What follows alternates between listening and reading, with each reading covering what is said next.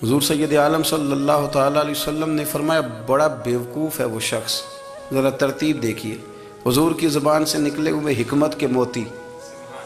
मुस्नद इमाम अहमद बिन हम्बल फरमाया, वो बड़ा बेवकूफ़ बंदा है जो चलता अपनी ख्वाहिशात नफ्स के पीछे और उम्मीद ये रखता है कि रब मुझे आखिरत में इनाम अता करेगा।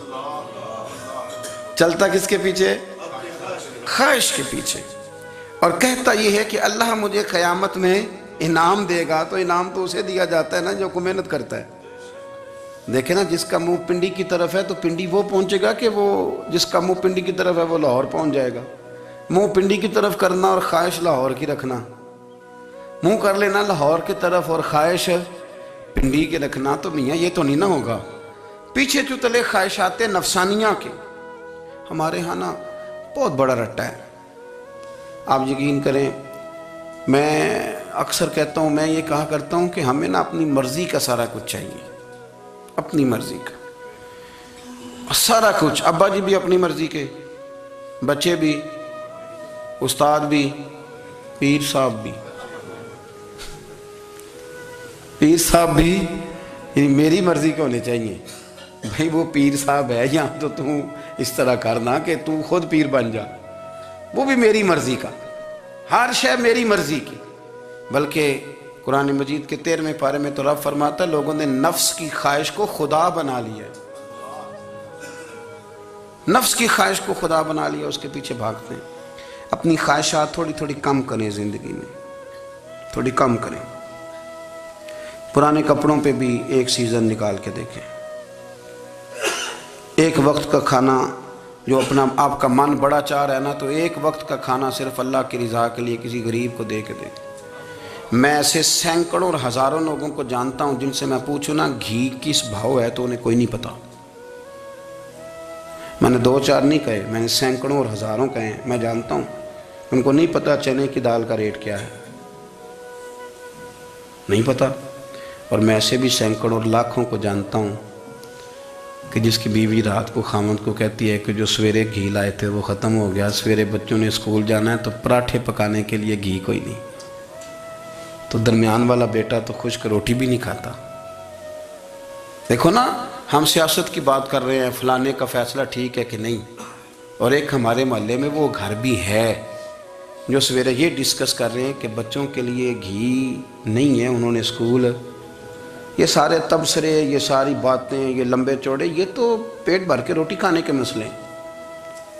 अगर भूख शदीद लगी हो तो फिर बात याद नहीं रहती। नफसियानी ख्वाहिशात का हाल ये है कि जो नया मोबाइल का नया मॉडल आता है वो मार्केट में शार्ट हो जाता है। हम गरीब लोग,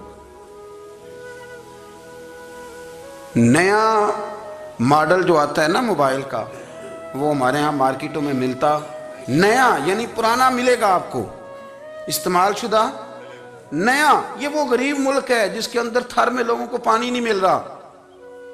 और मेरे नफ्स की ख्वाहिश ये है कि कहीं मुझसे पहले, मैंने अपने कानों से सुनी है, बीबियां कपड़े खरीदती कपड़े की दुकानों पे, कहते छाड़ है तो डिज़ाइन बड़े लोग पा लिया है, वो दे जो भी किसी ने। जो मैरिज हॉल ज़्यादा महंगा बनता है ना, उसमें रश ज़्यादा है। सस्ते मैरिज हॉलों के अंदर रश, जाएं जाके तजिया कर लें, मैं आपको नतीजा निकाल के दे रहा हूं। वो भाई किधर है वो गरीबी, किधर है वो गरीब लोग? वो तो पता नहीं बेचारे कहां सो गए, कोनों में लग गए, वो तो सांस भी नहीं लेते। हमारी ख्वाहिशात नफसानियां इतनी बढ़ गई हैं, इतनी बढ़ गई है। दुनिया के अंदर जो गुनाह हो रहे हैं ये रोजी रोटी के लिए नहीं हो रहे। रोजी रोटी तो अल्लाह देता है।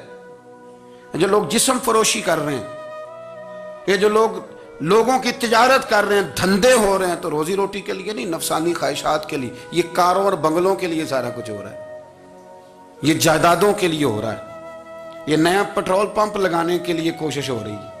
ये सारी जद्दोजहद, मतलब आप देखें ना, हमारे यहाँ एक घर होता है, घर के बाहर एक लॉन होता है, उससे सब्र नहीं आता, तो उसके बाद फिर फार्म हाउस होता है, डेरा होता है, उसकी अलग हमें ज़रूरत है ना। इतने पैर ना दुनिया के अंदर आप पसारें कि दुनिया से जाने लगे तो यारों इकट्ठे ही ना कर पाएँ। ना ना, इतने ना।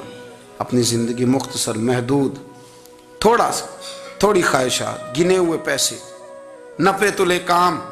मैं आपको सही बताता हूँ, जैसे जैसे इंसान बड़ा होता जाता है वो उलझता जाता है, उसके मसाइल बढ़ते जाते हैं। आप देख लें हमारे यहाँ लोगों की आमदन थोड़ी नहीं, खर्चे ज़्यादा हैं। मसाइल अखराजात के, आमदन के थोड़े। मेरे रसूल करीम सल्लल्लाहु अलैहि वसल्लम के कुर्बान जाऊं, मदीने वाले हबीब ने कमाल करके हमें दिखाया।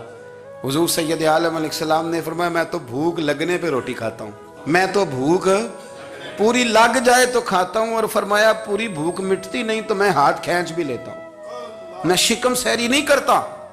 भूख हम तो टाइम दे के रोटी खाते हैं, ये नहीं कहते भूख लगी, कहते 7 बज गए, नाश्ते का टाइम हो गया, अब 2 बज गए, अब दोपहर के खाने का यानी टाइम हो जाता है, भूख लगे ना लगे।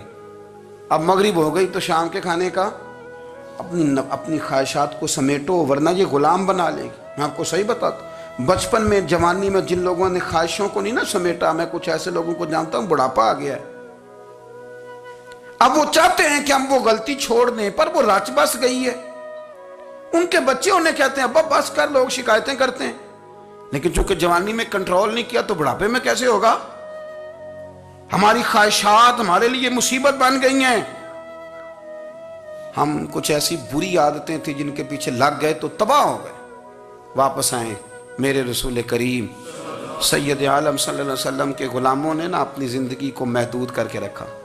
महदूद। हज़रत सलमान फ़ारसी रज़ी अल्लाह तआला अन्हु हज़रत उमर से मिलने आए। जनाब उमर कहने लगे, यार बड़ा काम का बंदा मिलने आया है, कोई मतलब की बात मिलेगी। कुछ जी कहने वाले भी बड़े होते हैं ना, तो उनका वैसे भी हक नहीं बनता कि वो जाके बताएं। कुछ होते हैं जो दोस्त होते हैं, जो बड़े होते हैं, वो कई दफ़ा कुछ बातें बताते हैं, इस्लाह करते हैं, उसमें मज़ा आता है। हज़रत उमर फ़ारूक ने हज़रत सलमान फ़ारसी रज़ी अल्लाह तआला अन्हु से कहा, यार बड़े दिनों के बाद आए हो तो ये तो बताओ मेरे अंदर कोई गलती तो नहीं, मैं हुकूमत कर रहा हूँ, लोग सारे अदल इंसाफ की बातें बता रहे हैं, मेरे तकवे की बातें सुना रहे हैं, कोई गलती? तो सलमान फ़ारसी रज़ी अल्लाह तआला अन्हु कहने लगे, बिल्कुल गलती है उमर, तुम्हारे अंदर बड़ी शदीद है, मुझे बड़ी नापसंद है, और शदीद किस्म की गलती है, नहीं होनी चाहिए थी। तो उमर फरमाने लगे, बोलो। अर्ज़ की, मदी क्या पूरे 22 लाख मुरब्बा मील में सब जगह गुर्बत खत्म हो गई है? हज़रत उमर कहने लगे नहीं। तो फरमाने लगे, मुझे पता चला है कि जब तुम्हारे पास दोपहर का खाना आता है तो सालन के साथ चटनी भी आती है, ये गलती नहीं? तुम्हारी हुकूमत में 22 लाख मुरब्बा मील, 24 लाख मुरब्बा मील सारे बंदे पेट भर के रोटी खाने लगे हैं। अर्ज़ की नहीं। तो वो फरमाने लगे, हज़रत सलमान फ़ारसी, उमर फिर तू 2-2 सालन खाता है एक वक्त में, अल्लाह से डर नहीं आता? तो जनाब उमर फ़ारूक रो पड़े। ये बिल्कुल जायज़ था। इस बात से अगर कोई मना करता है तो जायज़ नहीं दीन में, ये भी मैं आपको बता दूंगा। आपके पास जायज़ पहले 6 सालन का है, मैं कौन मना करने वाला, पर वो उमर थे ना, उमर का मनसब और है। हज़रत सलमान फ़ारसी ने जब कहा तो उमर रो पड़े, कहने लगे, तू मेरा संगी है, मेरे लिए दुआ कर, मैं अल्लाह की बारगाह में तौबा करता हूँ, आज के बाद ये गलती नहीं दोहराऊंगा। अपनी ख्वाहिशात को इतना फिर, उसूल पसंदी का नाम नहीं, दूर दूर तक नाम नहीं उसूल पसंदी का। हज़रत सैयदना बहलोल दाना, बंदा सादा था तो नाम उसका दाना था।